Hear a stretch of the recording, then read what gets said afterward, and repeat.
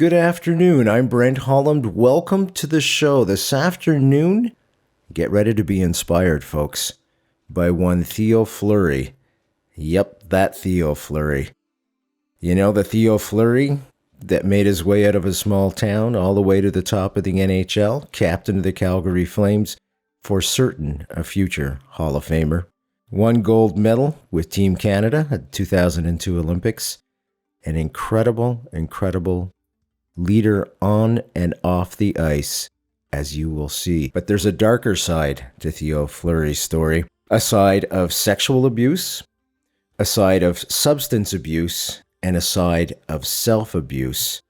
But there's redemption at the end of this story. Theo Fleury. Well, I don't really remember, going to the pawn shop, but I do remember, that moment of truth when I had the gun loaded in the barrel in my mouth. That was the moment of truth. And seconds before I was getting ready to pull the trigger, something clicked in my head that said, you've never quit anything in your life. Why are you doing this now? This afternoon, it's Theo Fleury playing with fire. Right now on Brent Holland.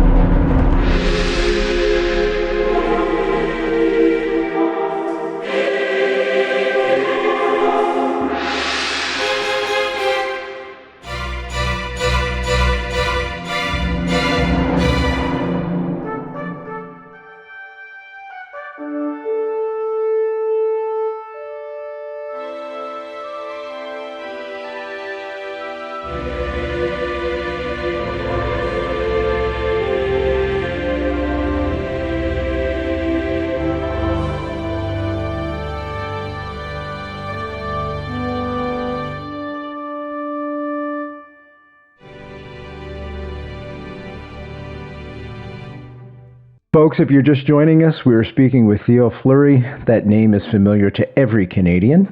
Team Canada, Calgary Flames, future Hall of Famer without question. But there's more to Theo Fleury. There's a lot more that perhaps people are not aware of. And I'm going to ask Theo to tell his story right now. Is that okay with you, my friend? Yeah, absolutely. Thank you. The book, of course, folks, just to let you know, is Playing with Fire. Our guest today, Theo Fleury. Theo Fleury and his story in his own words right now. I've had a very, I guess you could call it, colorful existence, and been through a tremendous amount of adversity in my life, from my childhood, right up until probably 4.5 years ago. I think the biggest thing is that it took away the victim moniker, which I carried around for a very, very long time. And, I had lots of excuses, lots of things that would back up me being a victim and me living a life of destruction and poor decision and all those things. But, in the end, that just wasn't working for me. I became, very isolated, lost touch with my family, my children, and basically was trying to kill myself. And what has come out of all of this is that, the day I chose to live is the day that, my life really started to turn around in a positive way. And, obviously it's been a difficult road, but, I think in the end, no matter how far down the ladder you've gone, you can always make it back. And when you do make it back, geez, I'll tell you, what a powerful position to be in, and to be able to reach out and help people is an amazing thing. Truly is a gift to inspire folks. And we're speaking with Theo Fleury today. He lived basically every kid's dream. Small town in Manitoba, grew up, became a hockey legend without question, making big dollars, captain of the Calgary Flames, Team Canada. Every kid's dream to play in the NHL. But along the way, he ran into a coach.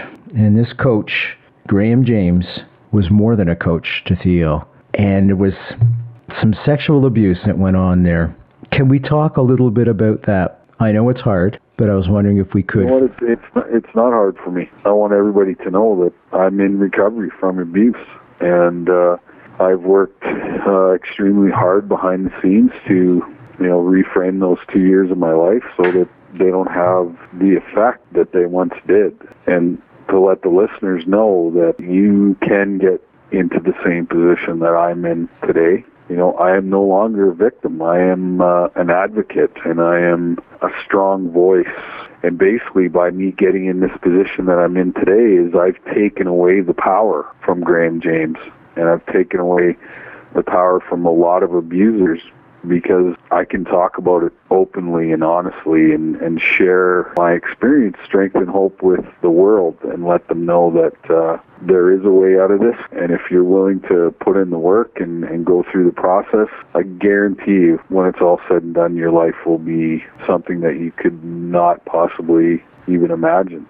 And that's been my experience. And there's a saying, the truth will set you free, and that has been my experience, is that, I was able to write the book with, the utmost honesty and openness and no holds barred. And I think the country has connected to that honesty and that openness, and have found inspiration in my story. So, getting back to your question, is this hard? No, it's not hard. I've gone through my process, and I've come out of this process, the light being very bright, and, like I said, looking forward to, the exciting things that are going to happen in the future. And that's important to let people know that has been my experience through this whole thing. I just want to mention to folks, our guest today, of course, Theo Fleury, his book, Playing with Fire. Theo, in order to bury the pain inside him from the abuse, turned to drugs and alcohol, became addicted. It is a disease, without question. I want to talk about the recovery process step by step with you now. I think that's the essential part of the message that you're bringing forth, and I think that's so important. You talked about hope. But first, I want to talk about that day with the gun and the bullet. Well, I think I mentioned it earlier, that's basically where the victim part got me to. I think I'd been up for, I don't even know, 7-8 days, no sleep, hallucinating and all kinds of crazy things, and the thought popped in my head that, I'm going to end it all today. And I don't really remember, going to the pawn shop, but I do remember, that moment of truth when I had the gun loaded in the barrel in my mouth. That was the moment of truth. And seconds before I was getting ready to pull the trigger, something clicked in my head that said, you've never quit anything in your life. Why are you doing this now? And that was the moment of clarity where I was able to throw the gun away.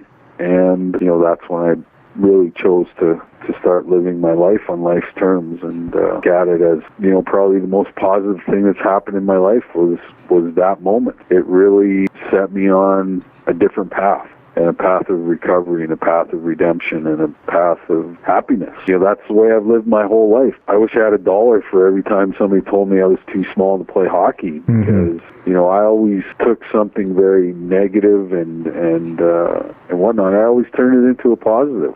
Right on. And that's the way that I lived my life. And after being through everything that I've been through in my life, like, there's nothing anymore that I'm afraid of. There's nothing that I know that I can't, get done and get the job done. What a wonderful experience it's been. Despite all the setbacks and all the adversity, I've been able to figure out a way to get through it all, and like I said, live a happy, peaceful life. When you mentioned before something clicked inside your head, do you feel that was perhaps divine intervention, a higher power? Yeah, absolutely. I grew up going to Catholic church on Sundays, and on Thursday nights I was at a Bible study for Jehovah's Witnesses. So, my perception and belief in God was completely out of whack. So when I got to the program of Alcoholics Anonymous, one of the very first days I walked into those rooms, they told me that I got to pick my own God, and I was like, what are you talking about? And they said, yeah, you get to pick, a God of your own understanding. And I was like, wow, what a concept. That was the breakthrough, because I don't think, this is my own opinion, this is my own experience, but if you don't get the God thing when you're trying to get sober, you're not going to get sober. You have to be able to turn things over to somebody greater than yourself that you can't deal with. My experience has been, without this higher power, which I call God, other people can call, whatever they want, but my higher power is God, that now that I've been able to turn over so many things, it's been euphoric to be able to, and then realize that through all those tough times, there's obviously been a purpose for my life. Mm-hmm. And they say that God only puts in front of us what we can handle. Well, I guess he felt that I could handle this and get through this, and now come out on the other side as an advocate and be in a position to inspire people that they can also get through pretty much anything and come out on the other end, like I said, being a productive, happy, healthy human being.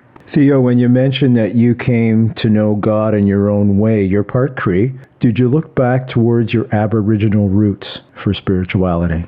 Yeah, absolutely. I used to have a lady from Siksika Nation, which is the south side of Calgary, which is the Blackfoot people. Sure. And she used to bring a bunch of Aboriginal kids to my hockey school, and her and I became quite good friends.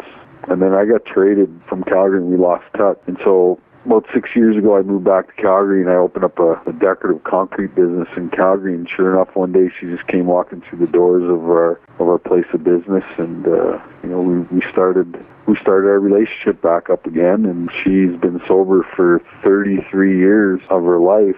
She started getting me to come out to Siksika and work with the youth, and I call her grandma now. She's my spiritual grandmother, and we have a tremendous relationship. And I just became an honorary chief out at Siksika. Congratulations. Last summer. Thank you. I do the sweat lodges, night lodges, sure. smudging, all that kind of stuff, and because it's who I am. Absolutely. I am an Aboriginal person, and I was so proud to see the opening ceremonies this year that they honored the four nations of BC, and to see the Métis and the Cree infinity symbol was just, it was amazing to see, and something that I was extremely proud of. Let's talk some more about that recovery process, because there's folks right now that are wondering where they should go, what they should do first. There really isn't a textbook, but the biggest thing is that to be able to reach out for help and that help be there for you is a huge step. Because, in my experience was, all I had left was just a tiny bit of hope. And with that hope, I reached out to another individual, and they were there to help me, which tells me that the core of who we are and the core of life is about being of service to other human beings. And the more service work I do, the better my life gets. The more people I help, the better my life gets. It's just as simple as that. Sometimes we get caught up in our own stuff and not realize that, in my opinion, the true meaning of life. I work with a group out of California called untimely.org. If you're a man, woman, family member that has experienced abuse, it's a great website to go on. It's called 6.org. Amazing, supportive website where you can go on anonymously on your computer, and there's some amazing information. They've been a tremendous help. Folks, just to let you know, I will put that link right up on the website. No problem whatsoever. Just click on it. It'll take you to 1in6.org. Yep. Our guest today, Theo Fleury. Didn't mean to interrupt you. I just wanted to let folks know that the help is there in the website. Alcoholics Anonymous has been a huge thing for me. Working through the 12 steps has given me freedom beyond anything that I could have possibly imagined. And the great people that are in that program that do help. Was there anybody from hockey that you could turn to in those days of trial and struggle? Was there anybody in hockey that was willing to give you a hand? Yeah, well, they have the NHL and NHLPA behavioral and substance abuse program, which I have been part of for many years. But the funny thing is, it can't help anybody unless they want help. That's the bottom line. Towards the end of my hockey career, it was a situation where, I wasn't ready for the help that they were providing me. I was kind of going through the motions and just wasn't ready to be a sober person. And, they say everybody has to hit some kind of rock bottom. Well, I think my rock bottom was the gun and, being alone. There's psychologists, there's psychiatrists, there's AA, there's 1 in 6. You just have to go and find it. If you want it bad enough, you'll go find it and then accept the help that many people out there are willing to get through whatever you need to get through. And it's just a matter of you making that decision. And then absolutely 100% you have to find God. You have to find God. There's just no other way around it. Today, what is your definition of God? Somebody that I can, turn my problems over to. I say a prayer every morning. It helps me tremendously. It starts out, God, I offer myself to thee, to build with me and to do with me as thou wilt. Relieve me of the bondage of self, so that I may better do thy will. Take away my difficulties, that victory over them may bear witness to those I would help of thy power, thy love, and thy way of life. May I do thy will always. That prayer has come true in my life. You're going to be surprised, but I bet there's a lot of folks right now listening that will probably adopt that prayer in some form or another. Yeah, and you know what? That's how I start every day. That's how I start every day. That's how I end every day. And it's as simple as that. It's the humility. I've had to get humble, and that helps me get humble. You're a role model. You see that? God chose you for a leadership role, not only on the ice, but off the ice as well. The work that I'm doing now is way more rewarding than the work that I did on the ice. I just love to play, and I love to compete. And I guess, all those championships that I was involved with were because of, how hard I worked and how much passion I brought to the game and I brought to the rink. And, I'm using those same characteristics and qualities now in my life as we move forward here with the sexual abuse stuff. We're on the cusp right now of starting a movement similar to where AIDS was several years ago. We're going to start educating the masses, because 1 in 3 girls, 1 in 6 boys by the time they're 16 years old have been sexually molested in some sort of way. And when you throw that out there, that's of epidemic proportions, and it has to be stopped. If I'm the guy that God wants to end this, then I'm a willing servant, and I will do everything in my power to lessen the burden of people who have been through this. Whatever happened to Graham Janes? I know he was convicted. He was put in jail. I don't really know. I've gone to the police. I've filed my complaint, and they're doing with it what they choose to do with it. And I'll just sit back and wait, see how this all plays out. But I'm more focused on, what I have to do on a day-to-day basis. There's so many people out there that need help and need hope and need inspiration that, that's my focus. Will continue to be my focus for the rest of my life until every abuser has to face consequences for their actions. Let's end it on a positive note. We're going to have to start to wrap up now. The victory the other night, Team Canada. Well, it's amazing. It's amazing. I watched the Olympics from start to finish, and the hockey stuff was a great way to end it. But from Bilodeau all the way through, and all the other gold medalists in Canada, just amazing to watch the story unfold. It was just amazing. Yeah, I've had the fortunate opportunity to play for my country many, many times, but, I felt more pride in guys like Bilodeau and John Montgomery, Johnny Rosette, Claire Hughes. There's just so many more things that happen other than that gold medal in hockey. And women's hockey team winning again. It's so many amazing things that happen. And just the way this country embraced and we all stuck out our chests and we're proud to be Canadians and proud of who we are. We allowed the Aboriginal people to, for once, be a part of Canada. To me, it was probably the most amazing thing that happened at the Olympics, besides everything else that happened, is that we were finally acknowledged as Canadians. Any political aspirations? No. Oh, come on. Not at this point. Okay, fair enough. But don't dismiss it. I shouldn't. Yeah, don't dismiss it. Maybe down the road. Yeah. But I know that the Aboriginal people, need more stronger voices like myself to get their opinions across and their points across. So, maybe down the road we can look at that as an avenue. But I'm just so focused on the helping part right now that. That takes up most of my time and most of my energy. So you're listening to The Brent Holland Show. For more information on today's guests, as well as free podcasts and downloads, please go to the www.brenthollandshow.com website, www.brenthollandshow.com.